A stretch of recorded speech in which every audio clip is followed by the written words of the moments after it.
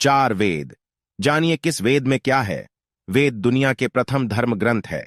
इसी के आधार पर दुनिया के अन्य मजहबों की उत्पत्ति हुई, जिन्होंने वेदों के ज्ञान को अपने अपने तरीके से भिन्न भिन्न भाषा में प्रचारित किया। वेद ईश्वर द्वारा ऋषियों को सुनाए गए ज्ञान पर आधारित है, इसीलिए इसे श्रुति कहा गया है। सामान्य भाषा में वेद का अर्थ होता है ज्ञान। वेद पुरातन ज्ञान विज्ञान का अथाह भंडार है। इसमें मानव की हर समस्या का समाधान है। वेदों में ब्रह्म, ईश्वर, देवता, ब्रह्मांड, ज्योतिष, गणित, रसायन, औषधि, प्रकृति, खगोल, भूगोल, धार्मिक नियम, इतिहास, रीति रिवाज आदि लगभग सभी विषयों से संबंधित ज्ञान भरा पड़ा है। शतपथ ब्राह्मण के श्लोक के अनुसार अग्नि, वायु, आदित्य और अंगिरा ने तपस्या की और ऋग्वेद, यजुर्वेद, सामवेद और अथर्ववेद को प्राप्त किया।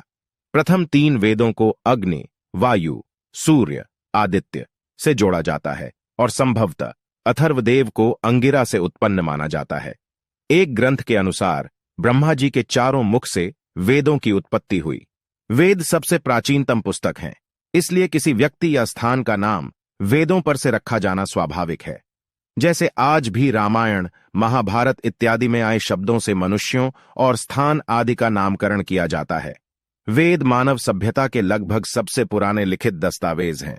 वेदों की 28,000 पांडुलिपियां भारत में पुणे के भंडारकर ओरिएंटल रिसर्च इंस्टीट्यूट में रखी हुई हैं। इनमें से ऋग्वेद की 30 पांडुलिपियां बहुत ही महत्वपूर्ण हैं, जिन्हें यूनेस्को ने विरासत सूची में शामिल किया है। यूनेस्को ने ऋग्वेद की 1800 से 1500 ईपू की 30 पांडुलिपियों को सांस्कृतिक धरोहरों की सूची में शामिल किया है। उल्लेखनीय है कि यूनेस्को की 158 सूची में भारत की महत्वपूर्ण पांडुलिपियों की सूची 38 है। वेदों के उपवेद, ऋग्वेद का आयुर्वेद, यजुर्वेद का धनुर्वेद, सामवेद का गंधर्व वेद और अथर्ववेद का स्थापत्य वेद, ये क्रमशः चारों वेदों के उपवेद बतलाए गए हैं। वेद के विभाग 4 है: ऋग्वेद, यजुर्वेद, सामवेद और अथर्ववेद। ऋग स्थिति, यजु रूपांतरण, साम गतिशील और अथर्व जड़। ऋग को धर्म, यजु को मोक्ष, साम को काम, अथर्व को अर्थ भी कहा जाता है। इन्हीं के आधार पर धर्मशास्त्र, अर्थशास्त्र, कामशास्त्र और मोक्ष शास्त्र की रचना हुई। 1. ऋग्वेद। ऋग अर्थात स्थिति और ज्ञान। ऋग्वेद सबसे पहला वेद है जो पद्यात्मक है। इसके 10 मंडल अध्याय में 1028 सूक्त है, जिसमें 11,000 मंत्र हैं। इस वेद की 5 शाखाएं हैं: शाकल्प, वास्कल, अश्वलायन, शांखायन, मंडुकायन। इसमें भौगोलिक स्थिति और देवताओं के आवाहन के मंत्रों के साथ बहुत कुछ है। ऋग्वेद की रचाओं में देवताओं की प्रार्थना, स्तुतियां और देवलोक में उनकी स्थिति का वर्णन है।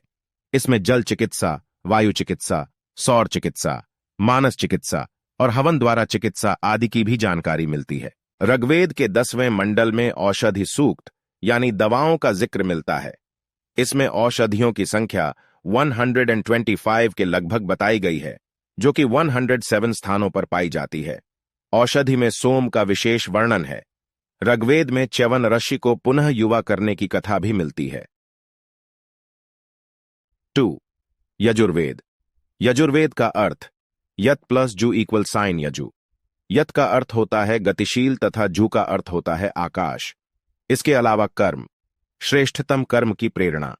यजुर्वेद में यज्ञ की विधियां और यज्ञों में प्रयोग किए जाने वाले मंत्र हैं। यज्ञ के अलावा तत्वज्ञान का वर्णन है।